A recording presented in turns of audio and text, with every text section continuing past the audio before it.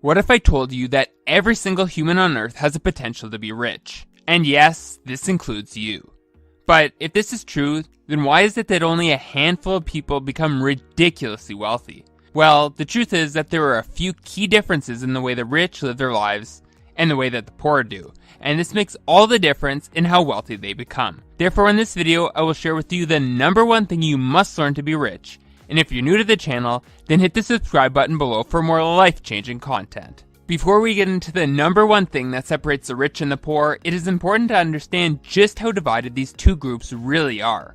In the world we live in today, the richest 1% of the population controls 48% of the total wealth, and the top 80 richest individuals are worth more than half of the world's population, or roughly 3.5 billion people. When considering these figures, there is no doubting the fact that there is a separation between the rich and the poor. While many people assume these wealthy individuals gain their wealth by being born into wealth or winning the lottery, that simply isn't true.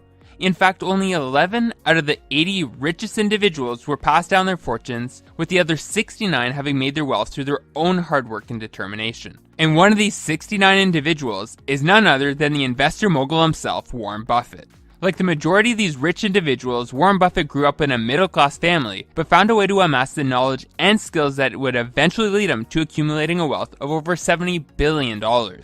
Now, have you ever taken a second out of your day to consider what these individuals are doing that you aren't, that makes them significantly richer than yourself? When you think about it, a rich and a poor person can live in the same city, have access to the same jobs, and both only have 24 hours in the day. Yet one could be living paycheck to paycheck, while the other can have more money that they can spend in an entire lifetime. All these commonalities make it hard to decipher just how someone can be so rich when billions of others are struggling financially. Well, let me share with you a story of two men, Tim and Jake, and through this story you will learn exactly what separates the rich and the poor, and the number one thing you must learn to be rich. Before we get going, you should know that both Tim and Jake have similar IQs, come from middle-class families, and live in the same city. In short, neither man has any advantage over the other, however their bank accounts are at total opposite ends of the money spectrum. It's Monday afternoon and both Tim and Jake commute home from work. When Jake gets home, he goes over to his couch, turns on his Xbox, and plays endless hours of video games to numb himself from the long day he had at work. While Jake's boss recommended that he should read more books in order to increase his chances of getting promoted this year, Jake can't be bothered to read, especially now that the new Call of Duty has been released. When Tim arrives home, he immediately logs into his computer and starts studying. Hours pass as Tim reviews his notes for his upcoming exam.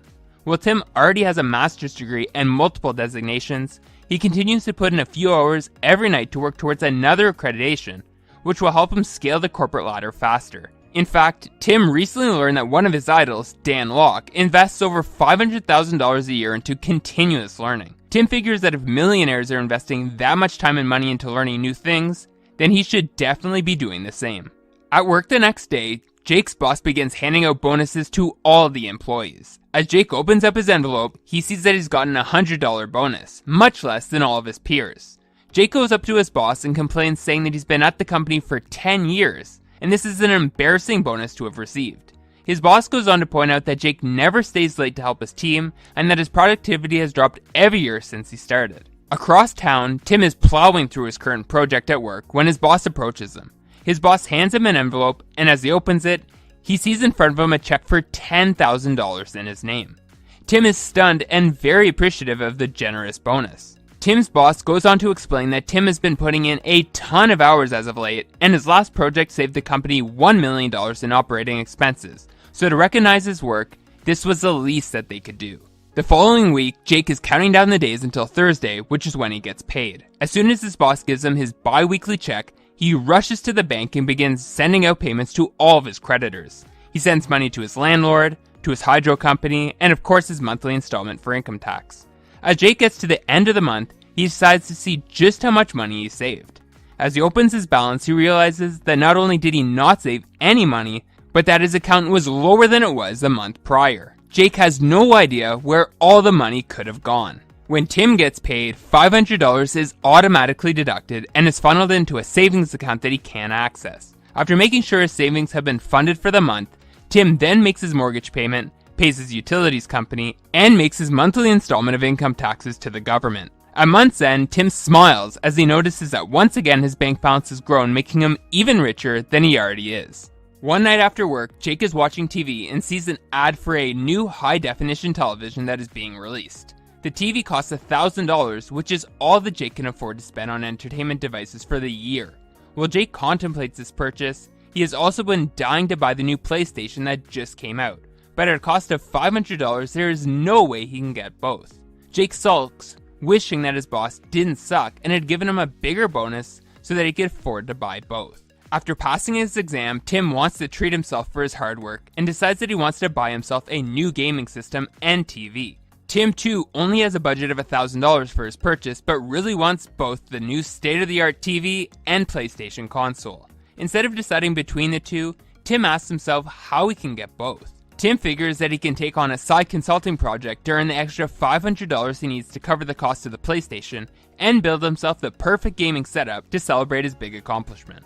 Because Jake dreads going into work every day, he has made grabbing a Frappuccino from Starbucks a staple in his morning routine. Without his sugar-filled latte, Jake knows he couldn't even make it through just a few hours at work, which makes him more than happy to trade $5 a day for his morning jolt of caffeine. Tim, on the other hand, walks right by Starbucks every day, and instead of getting an expensive latte, he drinks the free coffee that's served at work. Sure, the coffee isn't as good as Starbucks, but being able to save $5 a day on coffee is well worth it in his eyes. You see, Tim has been saving up that $5 a day for a year, and now has $1,500, which he's going to use on an all-inclusive trip to Mexico with his friends. Tim also knows that this delaying of gratification helps him embody the traits of his fellow rich peers, as he learned while reading a Temple University study. The study ranked the most important factors in determining affluence. Occupation, education, location, and gender topped the list, but delaying instant gratification beat out many of the more traditional signals, including age, race, ethnicity, and height. Researchers believe that a person's ability to envision larger, future rewards makes them much less likely to succumb to short-term pleasures, which is why turning down a daily latte was easy when envisioning all the fun he would have on the beach in Mexico with his friends. As the economy starts to fall in hard times, many companies begin to lay off people as a cost-cutting tactic. As Jake is sitting at his desk one afternoon scrolling through Facebook and doing the bare minimum to keep his job, he gets a note from his boss. The message says, "Please hand in your laptop and badge at the front desk. We are letting you go." Jake begins to freak out, wondering how he will pay his rent and bills now that his sole source of income is gone. Jake always believed that being an employee meant having job security, and after getting fired, he began to wonder if this impression was wrong to have held for so many years. Unfortunately for Tim, he too is let go by his boss. In an exit interview, Tim's boss talks for an hour about how great of a worker he is and how he had to let go all of his other employees before finally letting Tim go.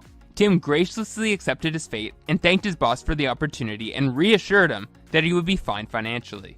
You see, Tim knew that no job is secure, which is why as soon as he entered the workforce, he began building an online business and contributed to a dividend stock portfolio, which are now established enough to keep him afloat until he finds another job. About a week after getting let go, Jake is at home moping with his other loser friends about just how much the economy sucks and how it will be nearly impossible to find another job. They go on about how unfair life has been to them and how they would be rich if they had gotten the same lucky breaks as others. The evening after getting let go, Tim invites his close friends over to his house for dinner. As the group are eating, Tim explains that due to the hard economic times, he has been let go by his company, but reassures his friends that his other sources of income will more than support his current lifestyle. One friend excitedly says that this is the perfect time for Tim to join his construction company and offers them an executive position. Another friend chimes in and asks Tim if he wants to start a consulting company with her, as the two have worked so well together in the past and could become one of the leading firms in their city in no time.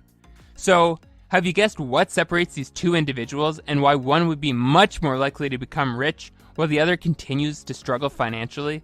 The number one thing you must learn and what separates these two men is their wealth building habits. Throughout the story, what we see is Tim employ wealth building habits by continuously learning, trading value for money instead of time, paying himself first, having a growth mindset, delaying gratification, building multiple streams of income, and finally positioning himself around other successful individuals. You see, becoming rich doesn't take one single action, but instead, it is a culmination of numerous actions compounded over time, which is why if you want to become rich, you must start developing your own wealth-building habits.